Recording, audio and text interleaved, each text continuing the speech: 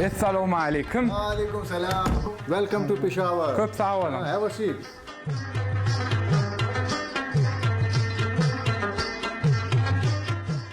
Biz siyahatımızı Pakistan İslam Respublikasyna devam edýäs. Biz bolsa häzir Pakistanyň maşgalalarının birine.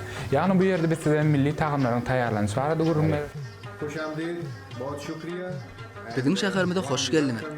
Men Peshawar şäheriniň ýaşaýçysy. I am Naz and I am white. Men Naz, amjad Aziz Malik'in maşgalasy. Siz öz ojagymda görünme diýsen şat. Häzir men size Pakistan, hususan Peshawar naharlary barada gurrun bermekçi. Biz Peshawarlylar mihman ýelenle şäherimize mahsus bolan tagamlar taýýarlamak bilen garşalýar. Peshawar şäherine mahsus bolan tagamlaryň köpüsi hoşgoý ýerji goşunlary, ajy burçlary garma-garkal taýýarlaýar. Biziň milli naharlarymyzyň aýratynlygy otlardan, dürli tagam merjiligi, burçlaryň ajylygy bilen tapawutlanýar bolar. Pakistanyň milli naharlary sygyr we goýun, towuk etlerinden, balykdan, göýük önümlerden taýýarlanýar. Siziň üçin hem esasy milli tagamlar taýýarladyk. Halarsynız diýip umyd edýän. Like this one. Like this is the special Peshawar food. It is called chapal kebab. Bu nahar Peshawara mahsus bolan çapal kebaby. Called aloo keema. And I have prepared this fish. Bu gowurlan balyk. Sih kebaby. Yeah. This is called seekh kebab.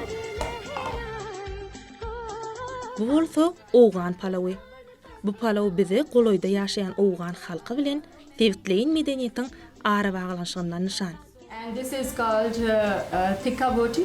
This is called malai boti. And this is called chicken. Bu da towuk tikosy. Közü agaç çiýişlikde dikligine bişirilýär. Bu bolsa Pakistan çöregi. I'll eat this with this. We call this roti or naan. Nan. Naan, yeah. Bizim hem ihmançylykda bolan maşgalamyza köp sağ bolsun aýdýar.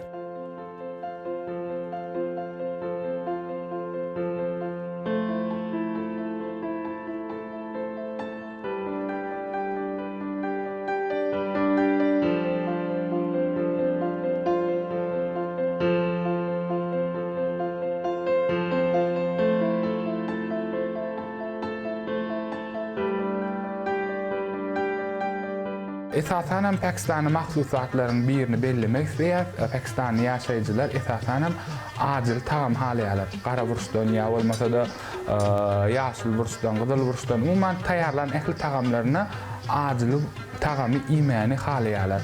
Esasy bu bellemeli zatlarymyzyň biri.